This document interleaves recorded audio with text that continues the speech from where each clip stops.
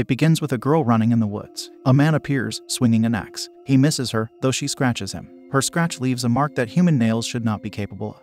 The girl also has wolf-like teeth. Soon, she gets shot by a woman. After she brings her down, she says to the man they have to find another one. Why was that girl like that, and why was she shot? Also, what is the deal with finding another one? So far, these questions are a mystery. The next scene has a girl driving until she enters a used bookstore. She is Lisa, our protagonist. She is the owner of the store. A woman comes to her to buy some books. She is Mary, telling Lisa she's sorry about her grandmother. When she leaves the bookstore, 3 girls come to her outside the door. One of them drops her book on purpose for Lisa to witness. Then those troublesome 3 enter Lisa's store. The leader, Jessica, is a strong girl. She acts tough with Lisa, which prompts the owner to tell them to leave. But Jessica just keeps walking. Since one of Jessica's friends starts talking to Lisa, we discover Lisa's grandmother passed away. Her passing allowed Lisa to take over the bookstore. Soon, Jessica takes an expensive book and leaves the store. After that, Lisa sits at a bar with her friend, Sam. They talk about the trouble that Jessica caused. Sam proposes that they slash her tires. As Lisa drives home, she encounters something quite strange on the road. A wolf is there and she stops for it.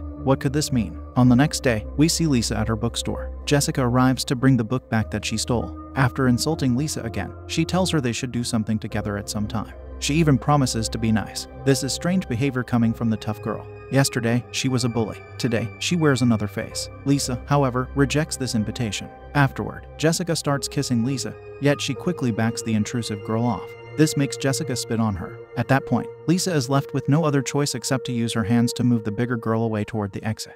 She tells her to leave, so Jessica does. Following this odd incident, Lisa enters the police station. There, we see the sheriff being rude to someone on the phone. It is the same woman we saw at the start of our story, the one who shot the girl. Once her phone conversation is finished, Lisa reports the incident that took place with Jessica, who is the sheriff's daughter. Since there was no assault, though, Sheriff Deb says she's not going to intervene. This prompts Lisa to say she will take this incident to a higher authority. Deb doesn't like hearing such a threat. The officer with her son Nick, says it even constitutes disturbing the peace. At that moment, Jessica enters with her friends. She says Lisa put her hands on her, which isn't a lie. Deb labels that action as assault. That is the lie. Since Lisa did that, the sheriff removes her glasses for Nick to step on. Next, she insults Lisa's grandmother, which makes Lisa slap her. To that, Deb knocks her down, and Jessica repeatedly kicks her with her friend. For some ghastly reason, they decide to take this to extreme ends by using pliers to remove Lisa's nails. After that's done, they bring her to Deb, who knocks the poor girl unconscious. She tells Nick to feed her to the wolves. Deb proves herself to be a disturbingly corrupt sheriff.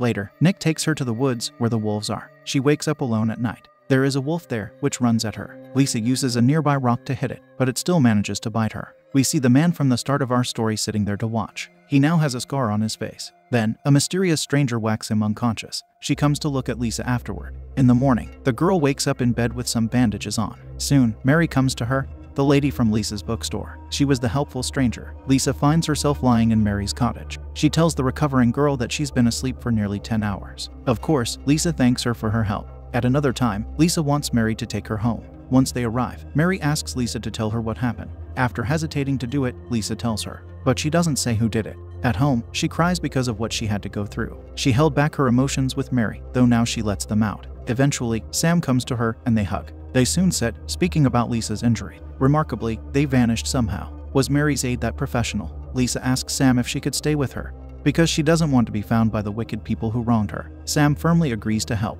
As they ride along a street, they almost hit a biker. However, he falls anyway, out of fear. This causes Lisa to come to him, apologizing for their mistake. Upon seeing his wound, a strange urge comes over her. She licks it, as an animal would. She can't control herself. This confuses Sam. Subsequently, the duo occupies Sam's house. There she finally asks Lisa where her glasses are. After Lisa tells her, she also realizes she could see perfectly without them. That is when Sam decides to do something about this whole situation. So she enters a bar, where Deb sits with her son. Sam tells the sheriff she can't find Lisa anywhere. Deb responds that maybe the girl left, it will return soon enough. But Sam keeps insisting that she be searched for. With some attitude, Deb agrees to do some searching. Following that, Sam comes to tell Lisa about what she did. To her, it doesn't look like Deb knows Lisa is alive. This gives some relief to Lisa. Later, Deb comes to the woods to meet the man with the scars on his face. Contrary to what Sam thought, she believes Lisa is alive, and she wants the man to find her. On the next day, Lisa drives while wearing a hood to hide herself. Once she's out of town, she walks inside a store. The meat section catches her interest much more than anything else. She just looks at it, however,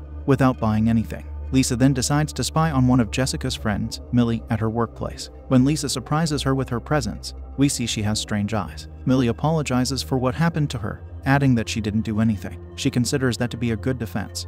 But to Lisa, it's the reason why she takes her life, twisting her head and snapping her neck. She has somehow acquired superhuman strength, which confuses her. After that, Lisa returns to Sam and vomits due to what took place. She informs her friend about what she did, that she couldn't stop herself. She has just taken someone's life, something she has never done before. She will now have to continue her life, knowing she has blood on her hands. The next scene has Deb coming to her daughter to talk about the demise of Millie. They think Lisa was responsible for it, so they want to deal with this situation. Later, Lisa visits the woods. The man with the scars approaches her. She tells him who she is, though he just looks at her silently before walking away. The reason Lisa is there is to visit Mary. After doing that, she asks the dweller of the woods what is happening to her, because Lisa thinks she knows. Mary bluntly tells her that she was bitten by a special wolf, and now is one herself. That is the strangest statement anyone has ever thrown at her. Of course, Lisa cannot believe it so quickly. Soon Lisa finds a photo in Mary's cottage that shows Deb as Mary's sister. They had a rough upbringing, Mary tells her. Deb became corrupted by power. Speaking of power, she tells Lisa to embrace her new abilities. She now has the power to bring those who wronged her to justice. She also gives Lisa an important book to read that concerns who she has become. Afterward, Deb comes with her son to Sam's place to look for Lisa, but Sam tells them she hasn't seen her. After searching her house, they discover she isn't there after all. Deb cannot leave without threatening Sam. Her persona is such that she has to press someone if things don't go her way. Then Lisa pays a visit to her house to get a surprise in her room. Jessica is sleeping there. This gives Lisa those strange eyes again, coupled with very long nails. She is certainly turning into a wolf. For some reason, she doesn't decide to take revenge on Jessica as she did on Millie, even though she is much worse. Perhaps because the repercussion would be more devastating. So she comes back to Sam to inform her about this. As Lisa spends some time reading the book Mary gave her, it seems like she believes who she is now because she starts telling Sam she can heal from most wounds. The book says that, but Lisa experienced it before she read it. The book also says to beware of the first lunar light. She could turn into a wolf and stay that way, or turn into a crossbreed. To all this, Sam proposes they leave town forever. Shortly after, we see Lisa embracing her new nature as she goes to the store to buy many packages of meat. Even the shoppers comment about this with amusement. Once she has satisfied her urges, Lisa is ready to visit her next target. So she visits Dana at her workplace, the one who participated in the beating that Lisa received. Because of that, Lisa gives her a more unforgiving demise. Returning to Sam's house, Lisa vomits again. This is a girl who simply cannot stomach ending a person's life. At some other time, Deb and Nick find out about the attack on Dana at her workplace. This prompts Nick to arrive with Jessica at Lisa's bookstore. They throw a Molotov cocktail through the window as revenge. From outside Sam's home, Lisa smells the burning, so she runs there to witness the catastrophe taking place. This only fuels her with more rage. Later, Lisa lets Sam know that she's the only one she has left. Lisa then enters a house that deals with harlots. She sits there, hiding as a newcomer. It seems like this is her method of catching Nick, because he enters soon enough. He doesn't recognize her and tells the girl to come with him in his car. When he stops driving, however, he tells Lisa he knows it's her. At that point, her eyes turn strange again. She knocks him out effortlessly. The man lies in a playground afterward. He attempts to bring harm to Lisa by using a knife, but she takes it away with only a minor injury. Armed with wolf teeth, she uses them to take him down. Following that exciting moment, Lisa enters a bar. In there, she sneaks up on Jessica in the washroom, giving her the same insult Jessica always gave her. The bigger girl is scared now, knowing everything Lisa has done. Lisa holds her against the wall in her wolf-like form. All she does is scratch Jessica's neck lightly with her elongated nails. This is enough to end the bully's life. With this action, Lisa has claimed 4 abusers. There is only one left to go, but it's the biggest one. She goes back into Nick's car, which is what she's been driving since she finished him. On the radio, Deb is talking, so Lisa uses it to tell Deb she's there instead of Nick. Her children are no longer of this world, Lisa tells the sheriff. This is horrible news for Deb, though she is not without leverage of her own. She tells Lisa she has Sam at the station with her. We see the girl in the back seat with a gag in her mouth. Lisa will not let her friend down, she lets them know she's coming. At that police station, Lisa enters quietly behind Deb. Yet the sheriff knows she's coming. She turns around at the perfect time to give the wolf girl a dose of her metal knuckle. With her is the man with scars on his face, who she calls Dolphus. He uses bolts to attach Lisa's arms to the wall. While she is bound, Deb says they've been hunting wolves for years. She thought Lisa would become one. Then she brands her with silver, which means it will never go away. A full moon is what they wait for now to see what happens to Lisa. If she is a special one, they will keep her captive for some reason. Deb even threatens to remove her limbs with a silver axe so they won't grow back.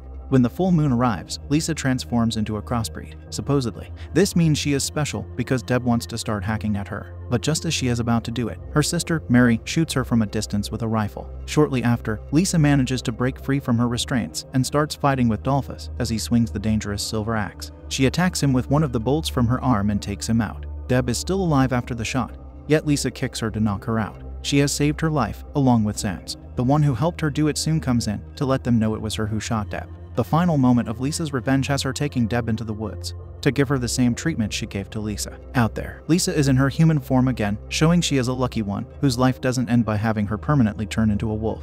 Deb tries to save herself by telling Lisa she only has her power because of her. However, the girl does not accept this statement. She leaves while a wolf comes to devour her final abuser. Walking away, Lisa has acquired her revenge to its full extent. The last thing she does is enter the house where she behaved like a harlot so she can rescue a young girl.